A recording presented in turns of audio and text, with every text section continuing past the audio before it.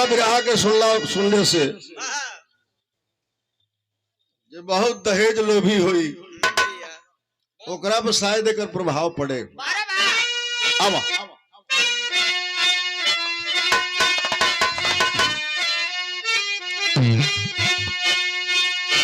गरीबों के दिल से गरीबी को पूछो,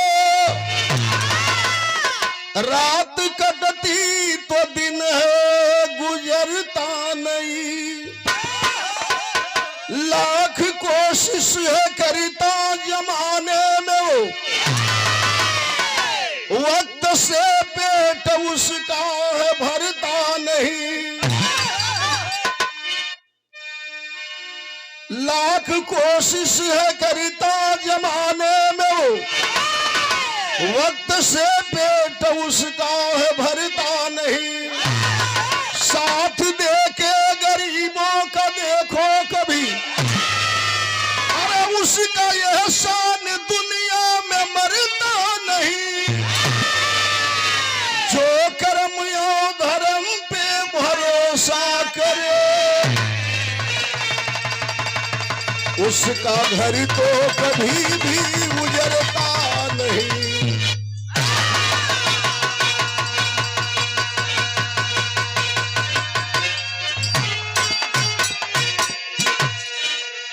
लिखा है कवि ने, गरीबी बड़ी बाउर चीज है।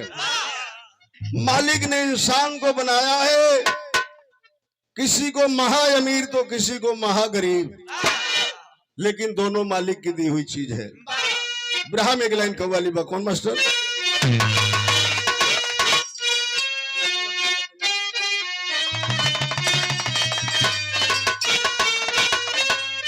क्या बात है कि भर दे झोली मेरी मोहम्मद, भर दे झोली मेरी मोहम्मद, तेरे दर से ना जाऊंगा खाली,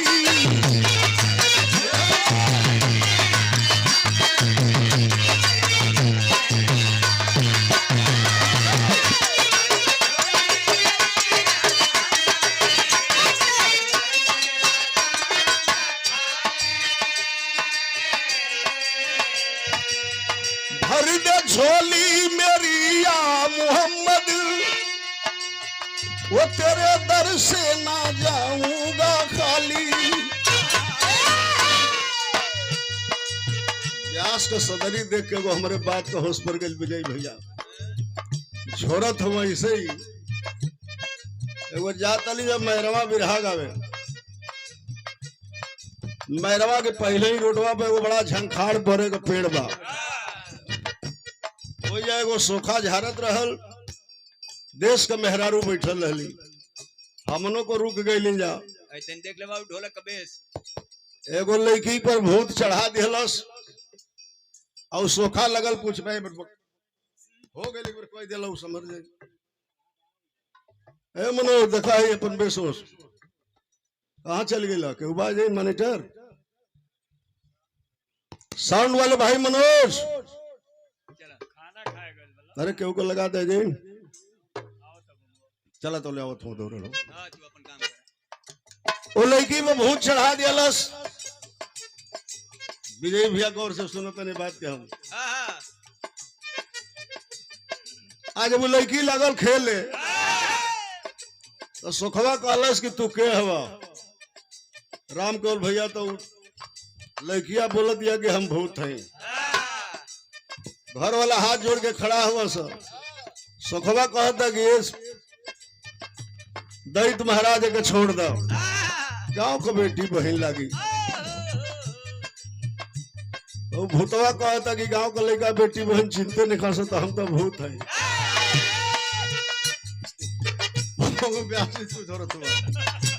विराट लाइन पर है,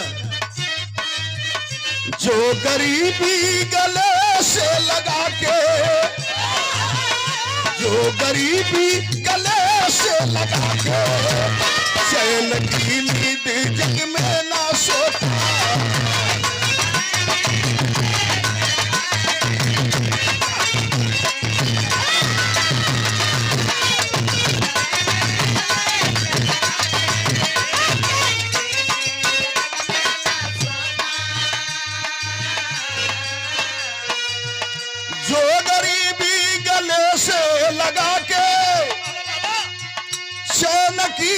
नींद जग में ना सोता, और जपे वो कर्म को निभाते, फर्ज पे वो कर्म को निभा के, फर्ज पे वो रुक गया। अरे हम जानते ही मर्यादपुर के पावन धरती से अमरजीत यादव जी हमारे साथी हैं। अपने हाथे से दबा, दूसरों के हाथे से दबा, चलिए आई। जो गरीबी गले से लगा के चैन की नींद जग में ना सोता,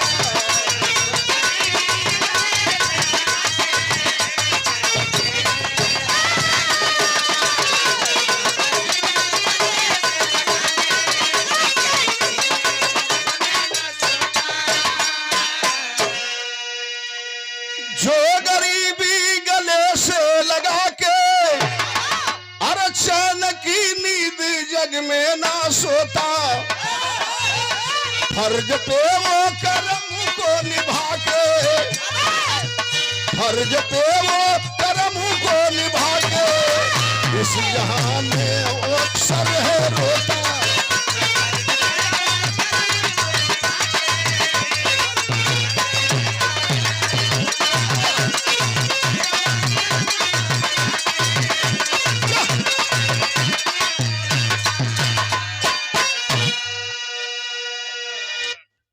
और ये तनी गौर से सुनी सभे।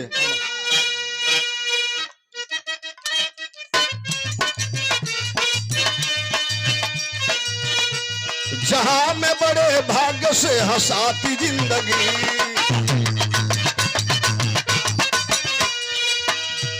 अक्सर यहाँ गरीब को रुलाती जिंदगी।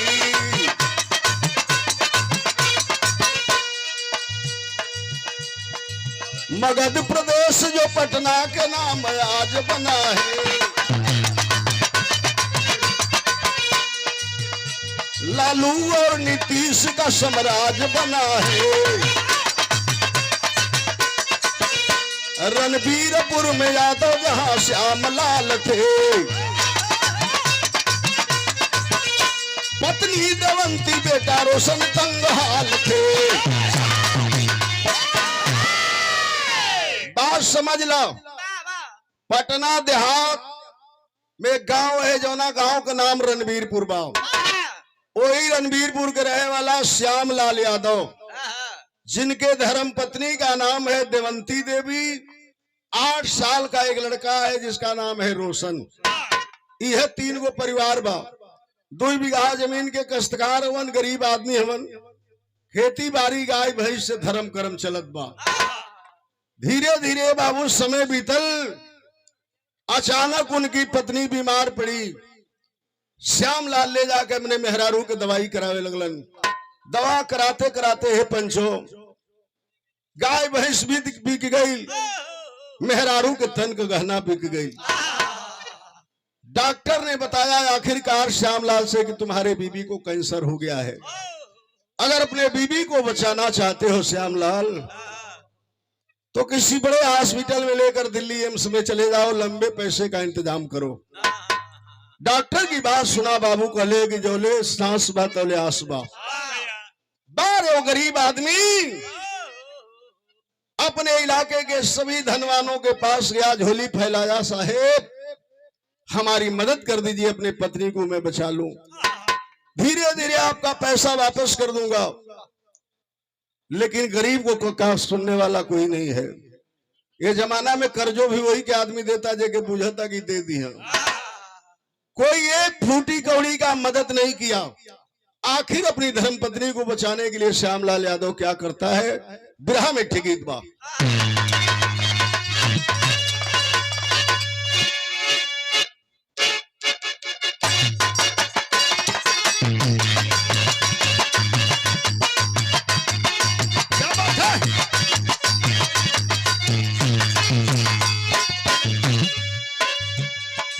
और जयराम पतिया नतिया पटना बा तो दवरा ढूंढी चटना बा। एकर जगौलू है भगिया गोरी, कहाँ बतौलू है अगिया गोरी। तो हरी हरी ओढ़नी तो हर छूटल कोना बगिया या गोरी। तमाम तरह तरह के गीत सुनत हुआ। एक गीत वो थी, एगो जमाना उ रहल, जब पिया प्रदेश चले जाए 1 महीना पर चिट्ठी आवे, 1 महीना पर जवाब जाओ। कोनो दुल्हन के दुल्हा प्रदेश से आई रहलन, जाए के तैयारी कर रहलन। क्या प्रेम था उस नारी में, क्या कह रही है? रलिया बरन, रलिया बरन,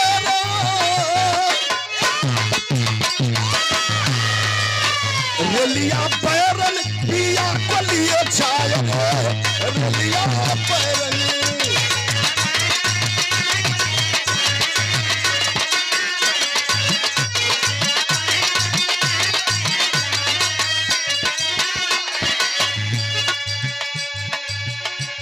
कहतिया कि रलिया तो रोज आवे ले जाले, एगो काम हो जाई तो हमार सैया ना जाइतन। ये जवना टिकटवा से हरी मोर जई है,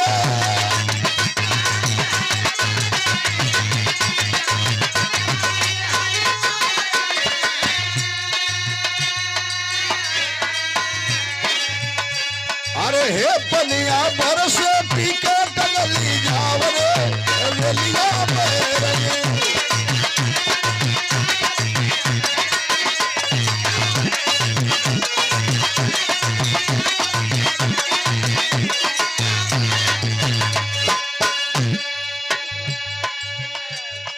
अपनी पत्नी को बचाने के लिए क्या करता है श्यामलाल यादव?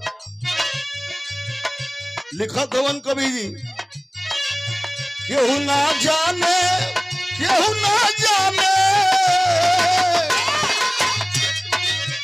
केहू ना जाने ला कुदरत के घाट हो, केहू ना जाने।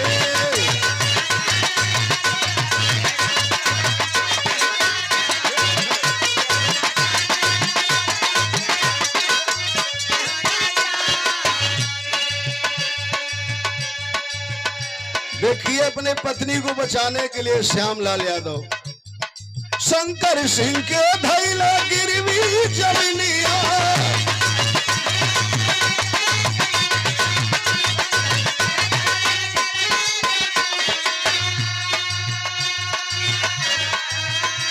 आ फिर भी बूता गईली घर के रोशनिया।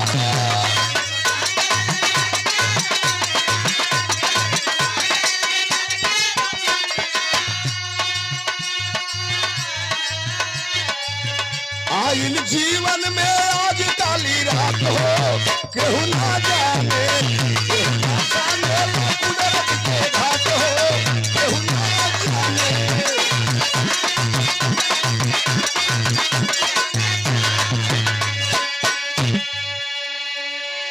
अपने ही गांव के बाबू शंकर सिंह के श्यामलाल यादव है पंचो 2 बीघा जमीन के 1 लाख रुपया में बंधक रख देलन।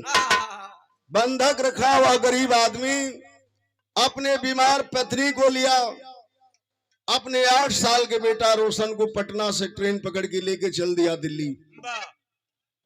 15-20 रोज भटकने के बाद किसी तरह से गरीब आदमी की बीवी भर्ती हुई एम्स में।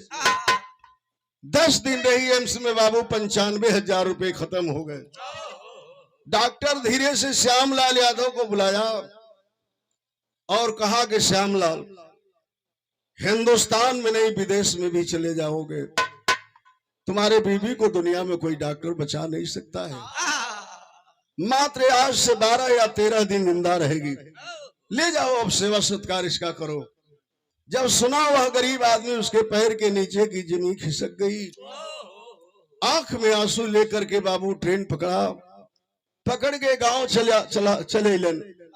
धीरे धीरे 1 दिन बीतता था, पहाड़ लगता था, उससे 12वां दिन बीता। 13वें दिन बाबू श्यामलाल यादव की पत्नी अपने पति को बुलाई और बेटे का हाथ पकड़ा के पति के हाथ में कलश, सैया जी बड़ी वेदना होत बा, मैं दुनिया से जाते ही सैया जी, लेकिन एगो काम करब कि हमरे बेटा के आंख में कबो आंसू मत आवे देव सैया जी, कबो आंसू मत आवे देव। यही कह के इस दुनिया को छोड़ देती है बाबू।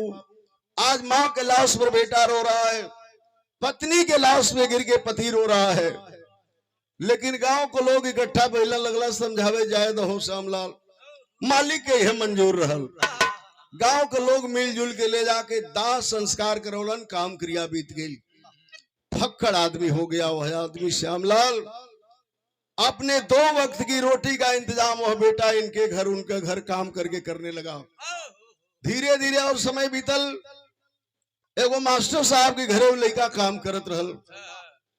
एक तरफ मास्टर साहब के घर बेगारी कर रहा था और दूसरी तरफ उस मुन्ना के आंख से आंसू बरस रहे थे। मास्टर साहब पूछलन बेटा क्यों रो रहे हो? सारी बात को बताया। कहला मास्टर साहब ए पागल कहीं का, तोहार बाबू शंकर सिंह के खेतवा बेचले नहीं न हुवन, खेतवा बंधक रख ले हुवन। अपने बाबू से कही दा केसीसी करा के लोन पास करा के 1 लाख रुपया शंकर सिंह के लोग दे देबा तो खेतवा छूट जाई, बाप बेटा का रोजी रोजगार चले लगी।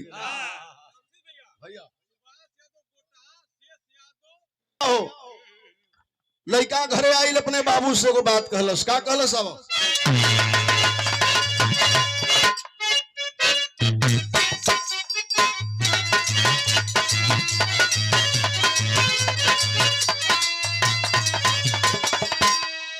कहलस से बाबू सुना,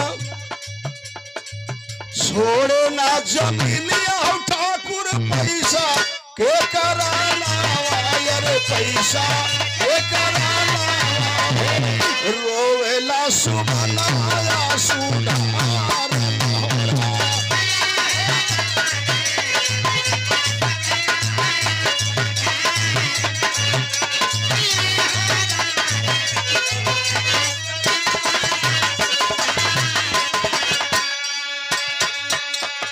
कहला से बाबू फलाना मास्टर साहब के काम करत रहली, एगो बात बतौलन है, एगो बात सुनो बाबू।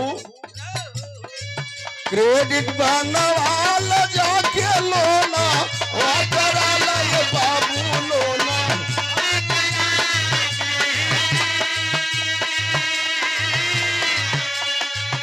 देई के रुपया अपन खेता वा छोड़ाला ये बाबू खेता।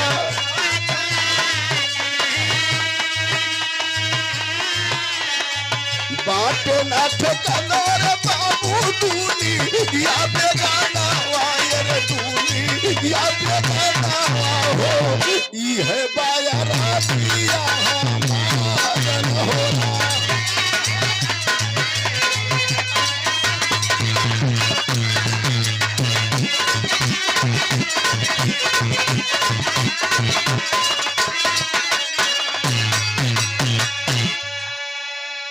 कैलाश मुन्ना के बाबू जाके क्रेडिट कार्ड बनवा के लोन पास करा के शंकर सिंह के 1 लाख रुपया दे देबा, 2 बीघा खेतवा छूट जाई, खेती बाड़ी कही जाई, ओ मान उपजी, धीरे धीरे खहू के काम चली, बेच के धीरे धीरे उनको पैसा दिया जाई, लोनो भर देवल जाई। कहला बात तो ठीक बा, तोरे मौसा के पास जाते हैं। ये 100 रुपये का पुरस्कार कन्या पक्ष के तरफ से, लड़की के मामा के तरफ से, नाम ना बतौलन, और मिस्टर खान भैया के तरफ से एमके फर्नीचर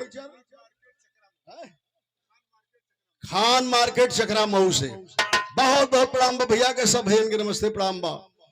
लगलो श्यामलाल अपने रिश्तेदार के लेके पंचो दौड़े, दौड़त दौड़त 15 दिन बीतल। 15वां दिन बैंक मैनेजर कहा कि बाबा आपका 1,20,000 रुपए का लोन पास हुआ है, लेकिन एगो बात जान लो, 20,000 कमीशन लग जाये, 1 लाख रुपया पैबा। कहा वो गरीब आदमी बाबू साहेब हुजूर हमें 1 लाख रुपए की जरूरत है।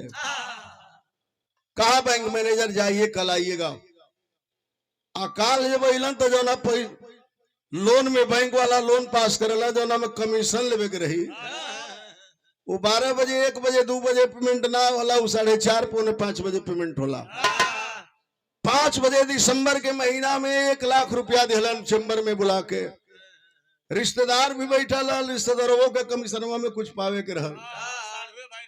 तो कहलस कि अब साड़ू भैया तू चल जा। श्यामलाल गरीब आदमी बैंक से निकला बाबू, दिसंबर का महीना सूर्यास्त होने वाला था।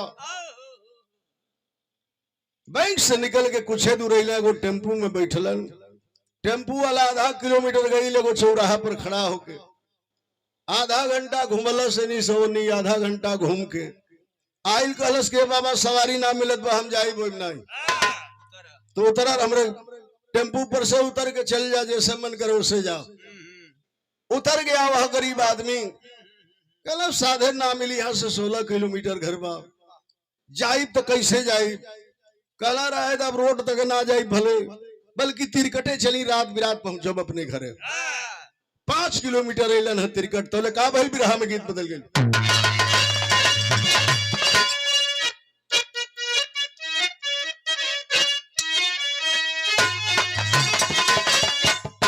तरह से बढ़िया बिरहा के बात कभी लिखलन कि साझ भइल घरवा जात हो गरीबवा के,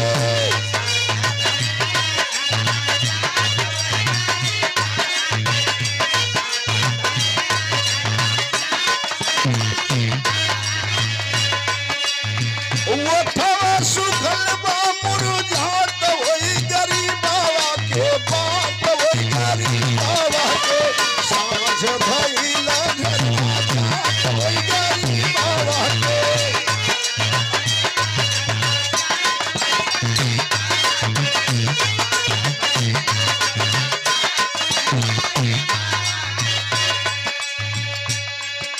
जैसे आप लोग खरार गाड़ी गांव में आयल हुआ, ऐसा ही बुढ़ऊ जाता है। दिसंबर के महीना में 5 किलोमीटर कैलन है, एगो गांव पड़ल, वही गांव में का बुढ़ऊ देखतन रात ट्यूबलाइट जरत रहे एगो गांव में।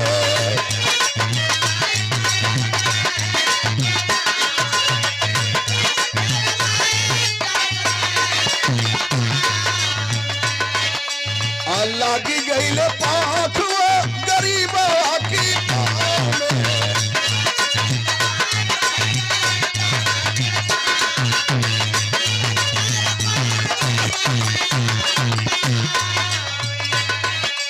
और रुकल बाटे वो शर्मा, तो वही गरीबवा के सुना बात, वही गरीबवा के।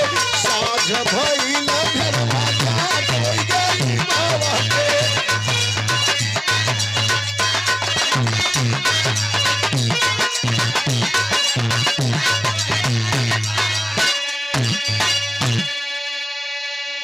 देखलन श्यामलाल बुढ़ऊ, बहुत बढ़िया सामियाना लगल बा, राड ट्यूबलाइट जरत हवन। कुछ दूर पर बैंड बाजा बजत है, बुढ़ऊ के समझला में देर ना लगल।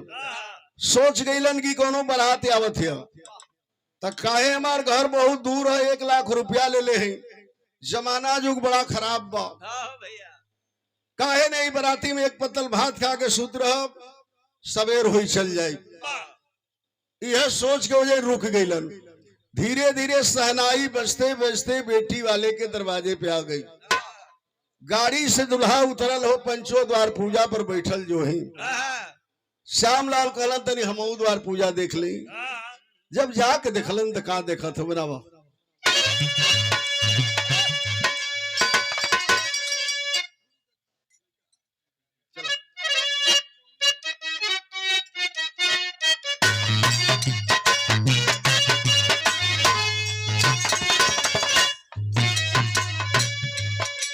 और इसी माटी के चौड़ी के पावन धरती से रुपेश यादव जी,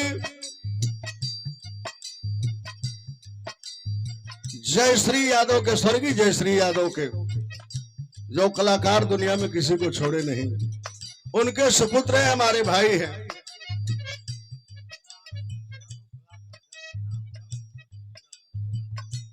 और ये दतौरा से हमारे साथी समाजवादी पार्टी के वरिष्ठ नेता भी पारस यादव जी, जो प्रधान संघ के अध्यक्ष हैं,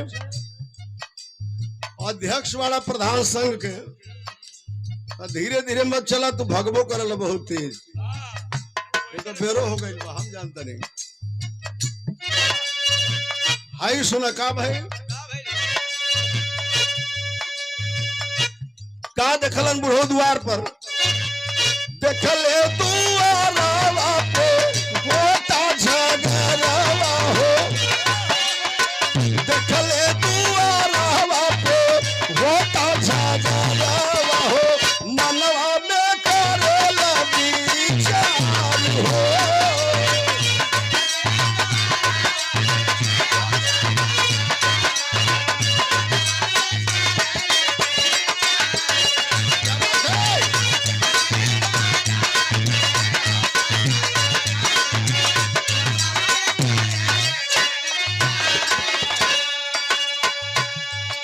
जो ही लड़का द्वार पूजा पर बैठल, लड़का के बाप कहलस अपने समधी से याद बा,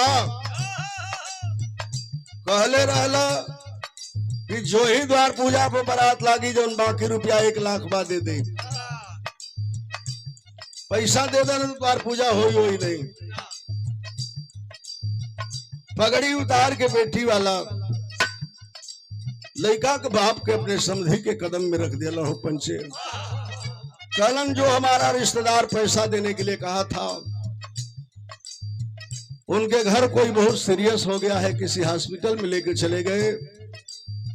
समझी अपने हम बेटी के रिश्ता ना करत हैं, हमारा बेटी के ही बेटी बा, अपना बेटी के सिवान प्रापर में बिहले रहली। हमारा दामाद मोटरसाइकिल का बहुत बड़ा मिस्त्री था, एक ही हमारी नतनी हुई तब तक हमारे दामाद का एक्सीडेंट हो गया। हमारी आबरू बचा लीजिए, पता कर लीजिए सिवान जिला में इससे पढ़ने में किसी की बेटी टॉपर नहीं है। लड़का के बाबू कहलस कि इंडिया टॉपर पढ़ला में को उसे हमारा मतलब नहीं बा। 1 लाख रुपया देबा कि ना देबा? लड़का वाला लड़की के बाप लड़की के नाना रोत मन बेटा कहलस हमारे के सवाल सुना। का कहला? कहलस कि 1 लाख रुपया जो अरब नहीं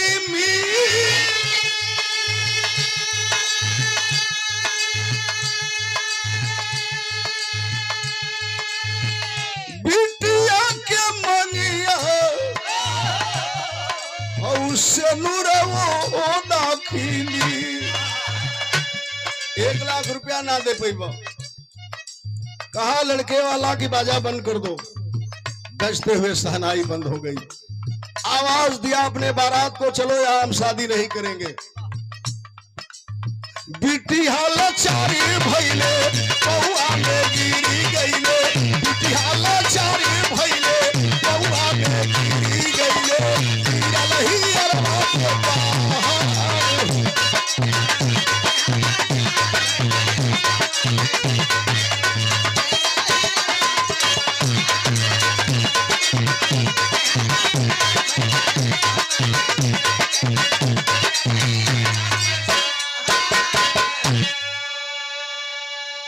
और विराह के बहुत ही अच्छे शानदार टेरी वादक, टेरी में बजावे इस समय है रली मीना राजभर विजय भैया को दिल मीनाक्षी राज। मीनाक्षी राज के पार्टी में समय बड़ा सरोज में से हट गए बड़ा। तो चला कोनो सुकुमार भाई जहां पटे तहां सटे के चाहिए। बारात जाए लगल हो पंचो, गाड़ी वाला गाड़ी स्टार्ट कर दिलन, बारात दौड़ के बैठे लगल, बाजा वाला अपन बाजा से यार के ले जाके ला दे लगल। गरीब आदमी के दरवाजे मातम छा गया। वह श्यामलाल बूढ़ा आदमी वही बगल में खड़ा है, आंख से उसके आंसू टपक रहे। यही सोच रहा है, मालिक मुझे बेटी तो नहीं दिया मालिक, लेकिन गरीबी तूने चरम सीमा पर हमें दिया मालिक, गरीबी चरम सीमा पर दिया। क्या सोचा था मनु बिरहा के टेरी में।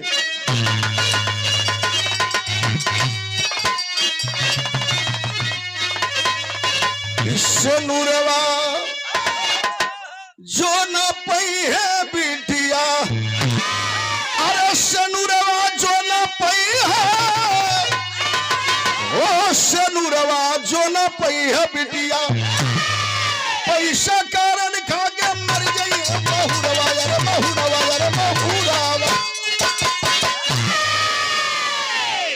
रहा है गरीब आदमी की, हे मालिक आज सोना गरीब आदमी के बेटी के हाथ में मेहंदी सजल बा, ई बारात चल जाई, एगो गरीब का बेटी जहर खा के मर जाई, जहर खा के मर जाई। बाहर वो गरीब आदमी दौड़ के गया लड़के के बाप के पास, कहला से साहेब 1 लाख रुपया के लिए आप बारात लेके वापस जाता नहीं, हाई 1 लाख रुपया ले ही पैसवा हम ही के देवे करल है, तनी अइला में हमके देर हो गई। 10 मिनट ले पैसा गिनलस दुल्हा के बाप, आज जब 1 लाख पूरा रहल पैसा, कहलस की रिश्तेदार होके तो रौरी नियर होके। कहा लड़के का बाप बारात वाले रुक जाइए फिर चलिए, शादी होगी, पैसा मिल गया। सहनाई बजते आई दरवाजे पर, गांव के लोग जब जलन हित मित रिश्तेदार सब लोग पूछे लगलन, बाबा कहाँ का रहे वाला हो, कहाँ तो हर परिचय तन जान निकल जा, कहा वो बूढ़ा आदमी, पहले आप लोग द्वार पूजा कराइए, शादी संपन्न कराइए, बारात को पानी पिलाइए खिलाइए, हम कहीं नहीं जाएंगे, सारी बात बता देंगे। धीरे धीरे सब काम शुरू हो गए। वह बूढ़ा आदमी थोड़ा सा चावल दाल लिया और खा के चला गया सामियाने में जहां नाच शुरू हो गए। धीरे धीरे 2 बजे रात के नाच बंद हो गए हो पंचो।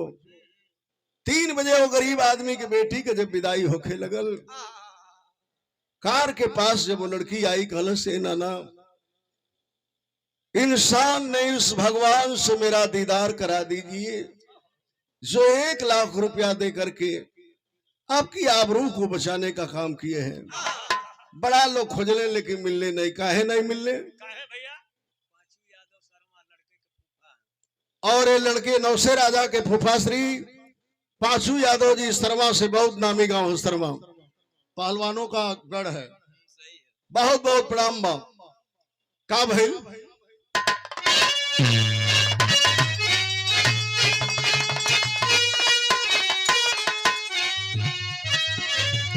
की दान दे के चली गई,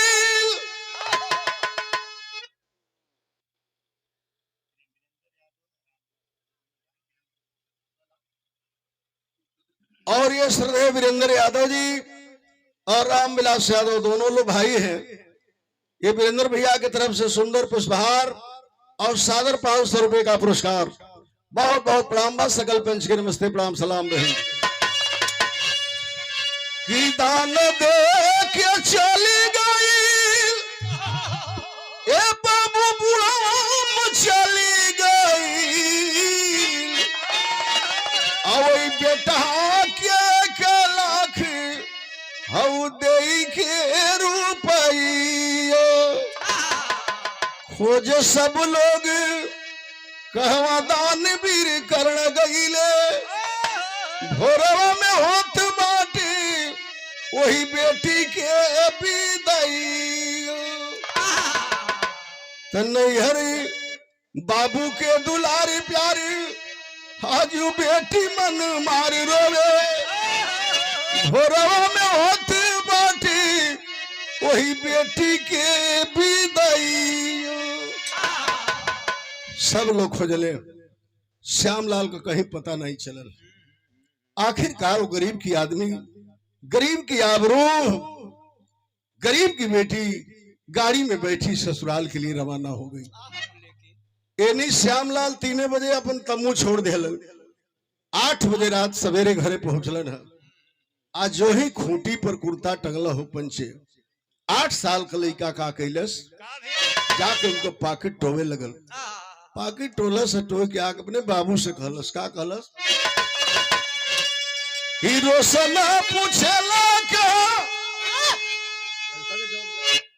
हीरो से ना पूछेला का, अरे बैंक वाला धन बाटे, अरे थैली में बाटे तोहरी एको नारू थैया।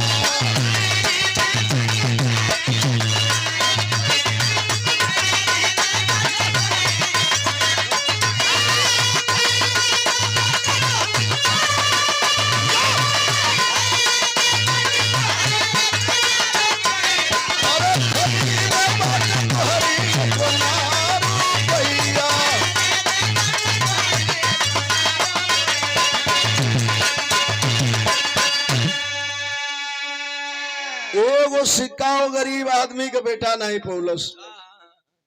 कहलस का हो बाबू, काल गईला कहुआ कि बैंक से 1 लाख रुपया लोन मिली, ले आई पैसा हमार लाल बाबू शंकर सिंह के दे के जमीन छोड़ा लेबल जाई। का हो बाबू, बैंक से पैसा ना मिलल? का पैसा ना मिलल बाबू? अपने बेटे को गोद में पकड़ लिया वह गरीब आदमी, सोच रहा है कि मालिक क्या कहूं अपने बेटे से। बार बार वह लड़का पूछ रहा है बाबू बैंक से पैसा ना पौला। अंत में कहा वो गरीब आदमी कि 1 लाख रुपया बाबू मैं बैंक से पाया था, लेकिन मेरे लाल उस पैसे को गुंडों ने छीन लिया। जब सुना इतनी बात बाबू, उसका बेटा गिर गया जमीन पे। कहलस जा हो बाबू, अब तक कर्म में चढ़ गई, जिंदगी हमार तो आज नरक हो गई लो बाबू। हिंदुस्तान में हम दोनों से बाप बेटा से गरीब कोई नहीं बा, अब मजदूरी के सिवा कोई रास्ता नहीं बा। फक्कड़ बन गया, शराबी बन गया श्यामलाल। इस चौराहे उस चौराहे घूमने लगा, लेकिन पेट के लिए वह गरीब का बेटा उनके घर काम करने लगा। धीरे धीरे 8 साल बीतल और 100 रुपए का पुरस्कार परम आदरणीय रामानंद यादव जी मझौली के पावन धरती से बहुत बहुत प्रणाम बा। 8 साल बीतल का भइल?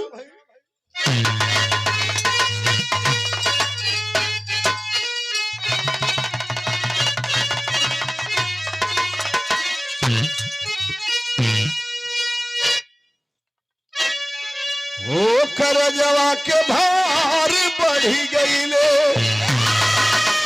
हे पंचो करजवा के भार बढ़ी गईले।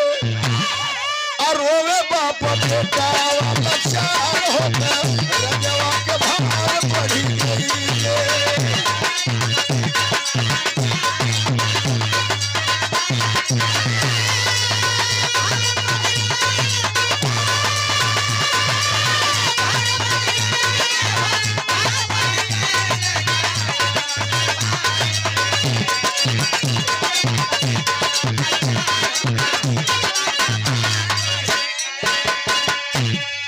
50 रुपए का पुरस्कार राजेश यादव चकरा रोड हाल्ट से सपा नेता है आपकी तरफ से।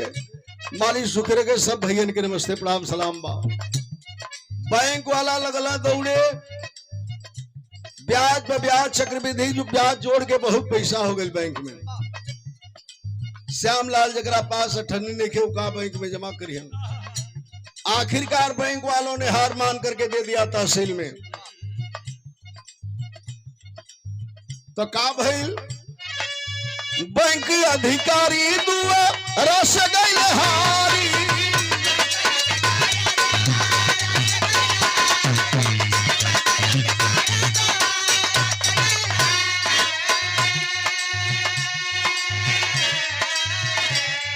अरे पुलिस के जवान आके और कैल गिरफ्तारी लोग करजवा के भार बढ़ी गईले।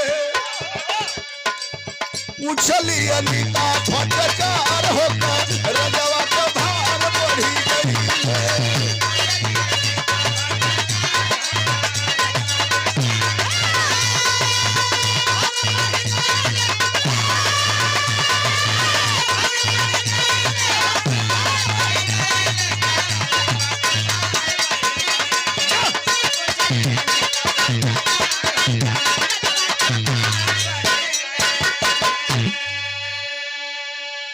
और ये 100 रुपए का पुरस्कार आया है महिला कांस्टेबल कुशीनगर संगीता यादव जी।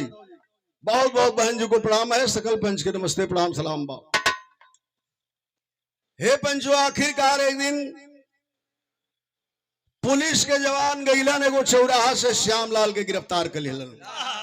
गिरफ्तार करके पुलिस वालों ने लाया तहसील के अंदर, लॉकअप में बंद कर दिए। कौनो गांव को मनई बतौलस उनके बेटा रोशन से, 16 साल के बेटा से तोरे बाबू के पुलिस पकड़ के ले गई तहसील में।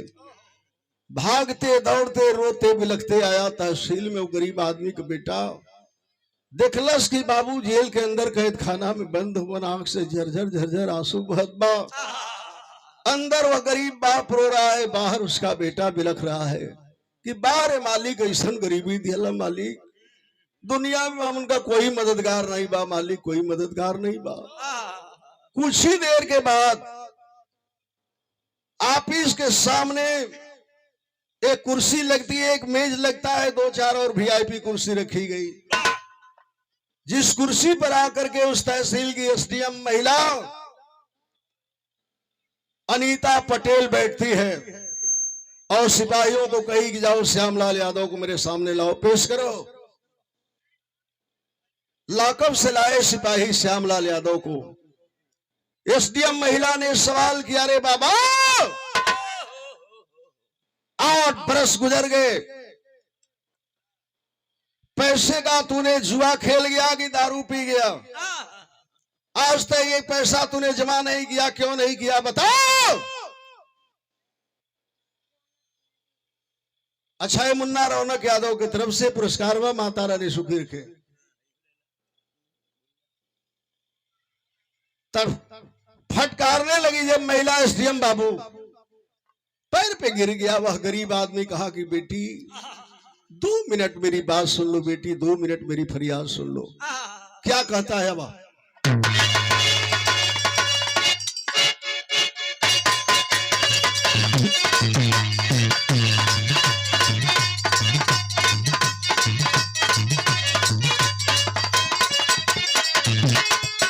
और 100 रुपये का पुरस्कार है हमारे साथी दिनेश यादव सपा के वरिष्ठ नेता गुरमा मर्यादपुर से, और भतीजा इनके हैं Vishal Yadav, civil engineer, senior engineer हैं। बहुत बहुत भाई के प्रणाम बा, सकल पंच के नमस्ते प्रणाम सलाम बा। का बुढ़ऊ का थमन का कहिए बेटी, का कहिए बेटी अपनी कहानी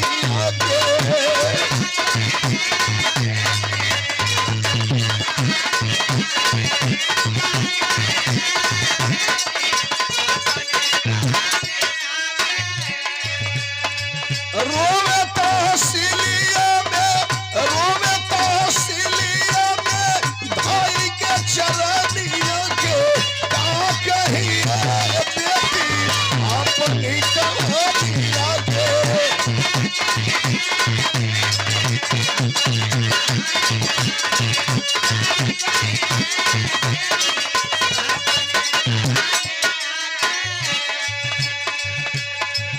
रोवत वो श्यामलाल बुढ़ऊ हुए बेटी, हमार तनी 2 मिनट बात सुन लो बेटी। बहुत गरीब आदमी है, न हम दारू पियले है न जुआ खेले है। पड़ली बीमार नारी कईली दवाई आके,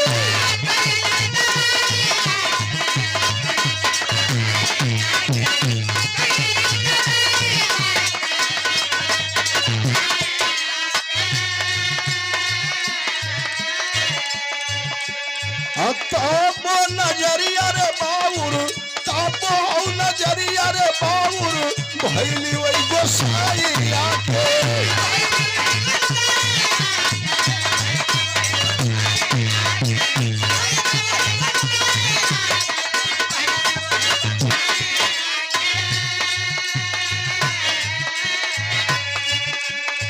नाई हम बचाई पवनी, नाई हम बचाई पवनी अपनी भगीनिया के का कहिए बेटी अपनी कहानिया के।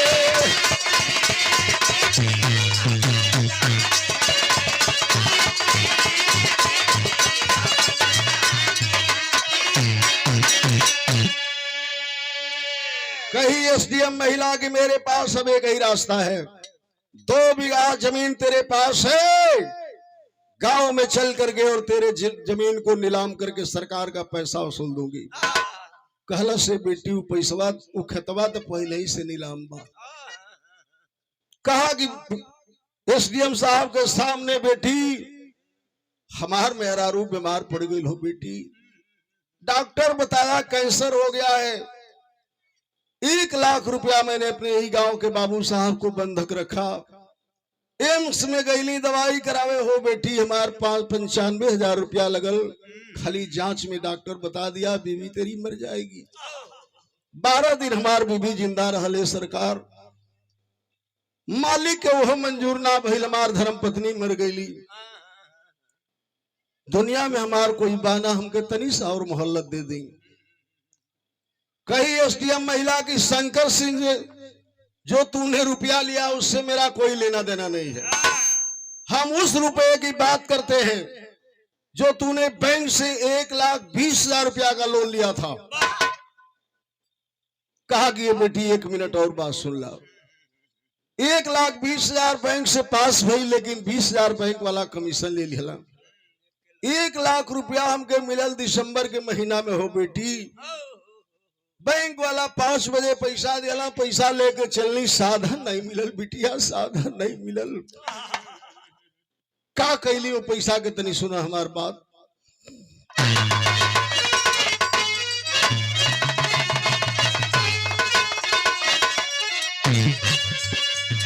कहला कि खेतवा छोड़ावे बदे अरे कर जाके लेहलिए साहे।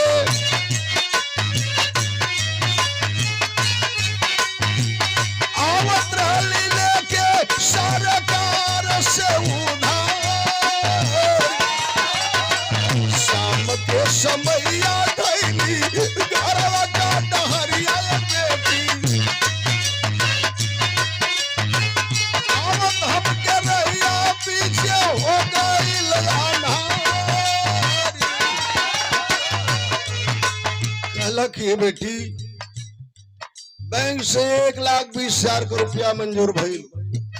1 लाख बैंक वाला दिल लेके चलनी। एगो टेम्पू में बैठली, एगो चौराहा पे ले आके छोड़ दिया। कहला साधन नहीं, बस 16 किलोमीटर हमारे घर दूर रहल।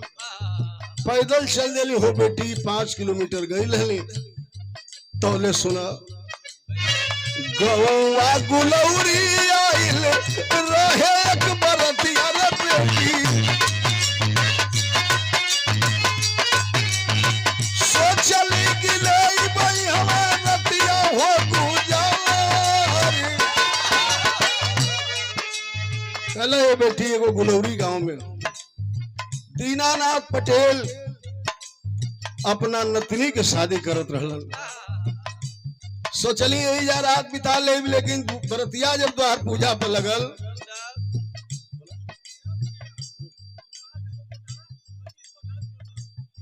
और ये सुभाष यादव गोटहा, सतीश प्रधान जी चोरपा से बहुत रुपये सम्मानित किए दोनों भाई। बहुत बहुत प्रणाम बा। कहला ये साहब बरतिया में सोचली रुक जाई। जो ही बरतिया ये बेटी द्वारे पर लगल गईली तनी द्वार पूजा देख ली।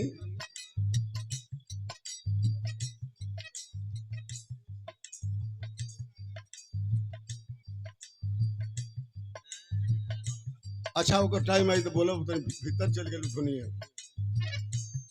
लड़की के मामा के तरफ से पुरस्कार बा। बहुत बहुत प्रणाम बा। काला सुना बिटिया बेचारा तले मारवे में रोग लागल। 1 लाख रुपया बद भइल तकरार। काला से साहेब 1 लाख रुपया के बिना कौनो रिश्तेदार देवे के वादा कैले रहल, वक्त से ना आयल। लड़का के बाप दुल्हा का बाँह पकड़ के मड़वा से उठा ले सो बेटी। बारात जाए लगल, कहले कि हे मालिक दुनिया में गरीबी तो बहुत दिले हुआ हमके, लेकिन वो गरीब का बेटी मर जाई जोकरा मांग में सिंदूर ना पड़ी तो उहे पैसवा लेके जात रहनी हो बेटी। बरतिया वापस जात रहल। का कह दिहली 1 लाख रुपया हम बेटा हवा के दे रही।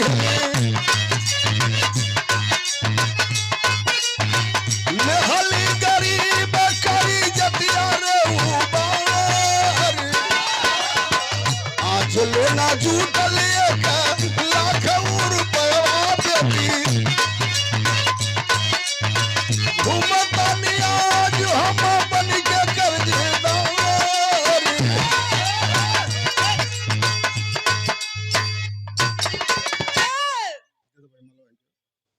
कहला से बेटी 1 लाख रुपया आज ले हमसे जुटल नहीं और वह पैसा हम दे दिया। वो गरीब आदमी दीनानाथ पटेल के अपनी नतनी के शादी कैलन। लड़किया को विदाई होए लगल, वो बेटी हमके खोजे लगल, हम फरार हो गई हो बेटी, हम फरार हो गई। न कोनो जुआ खेलनी न दारूबाज, दारू पियली, पैसा यही तरह हमार लुटा गई। आज उपकार करके गरीब का जिंदगी बेकार हो गई, बिटिया बेकार हो गई। यही बात बताया बाबू। 5 मिनट के बाद कुर्सी पर बैठी एसडीएम अनीता पटेल अपने आंखों से झरझर झरझर आंसू बहाने लगी। वकील मोकिल सभी लोग खड़े हो गए, तमाशा देख रहे। धारा प्रवाह हो रही। एसडीएम महिला कांप गया कलेजा उस गरीब आदमी का। कहा कि बेटी क्यों रो रही है, बेटी क्यों रो रही है? कहीं ऐसा शब्द तो तुझे नहीं कह दिया बेटी जो नागवार लगा है? मुझे माफ कर दे बेटी, मुझे माफ कर दे, क्यों रो रही है? खड़ी हो गई कुर्सी से।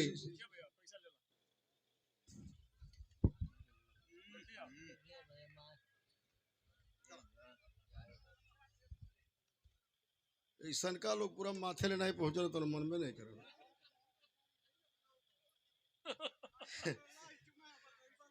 आदमी क्यों रो रही है बेटी, मुझे माफ कर दे। खड़ा होती है एसडीएम महिला, खड़ी के लाइन में कब्जिल खड़ा हुआ।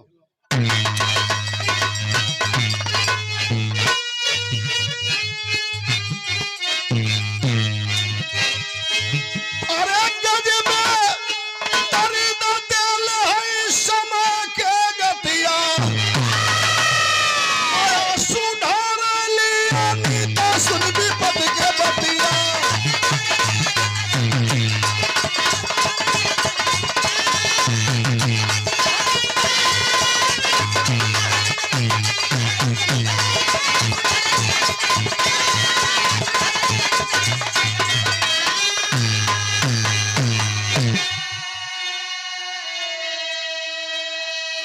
यह गाना का असली चीज बात के ध्यान लगा के सुन लो। कहीं खड़ा होकर एसडीएम महिला की बाबा क्यों रो रही हूं, सुनिए क्यों रो रही हूं। तो रोवली अनीता ए पंचो बिहराई के ही अरवा। कलश बाबा जानल चाहत हो काहे रोवत है कि तोहरा पैसा से हमके मिलल बासे नूरा।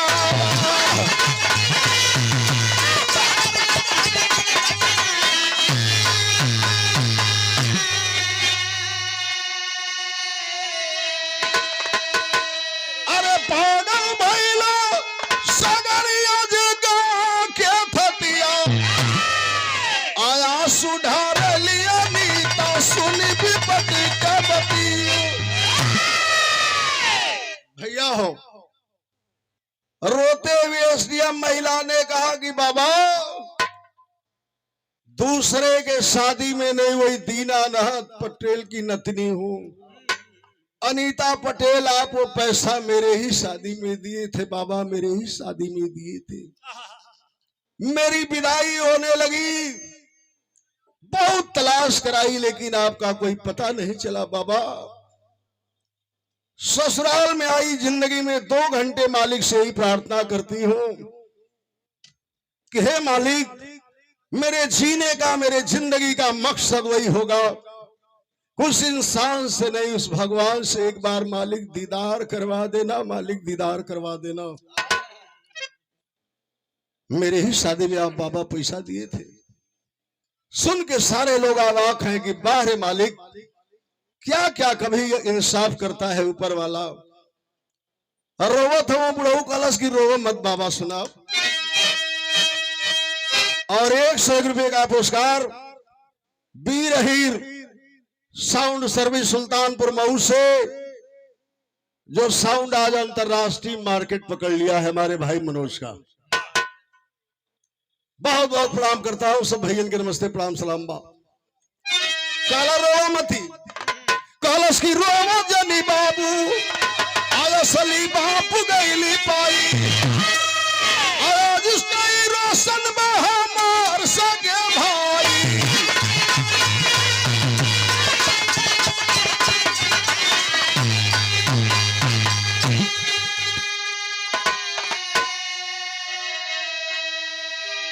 असली नयर बाके शीतल भैली छतिया ढारली अनीता सुनी विपत के बती।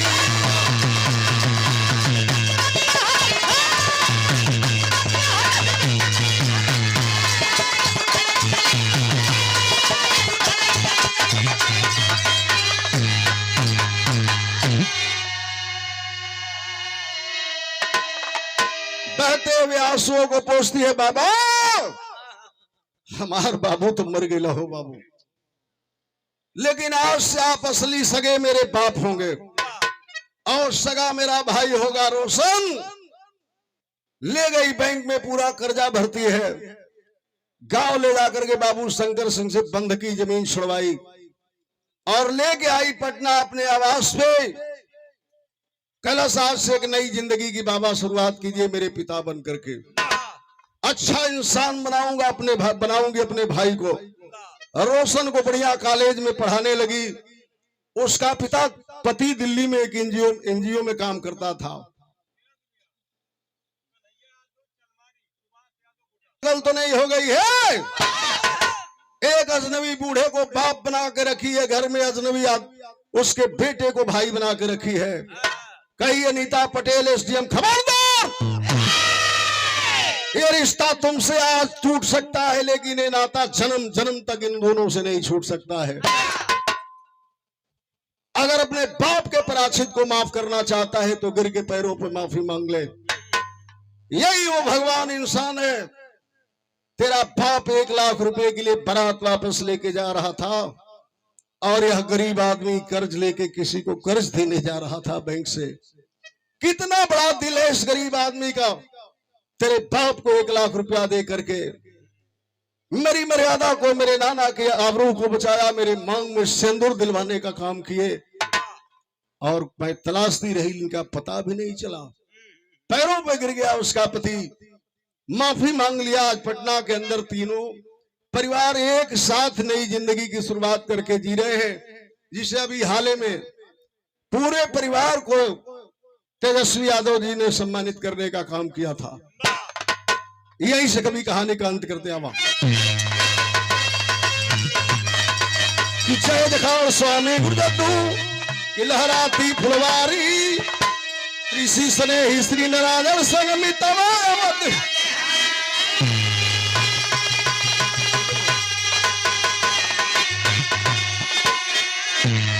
अरे सनुराज ना पैहा बिटिया सुन के राम सी सही करिए का सबुरवा सनुराज ना पैहा।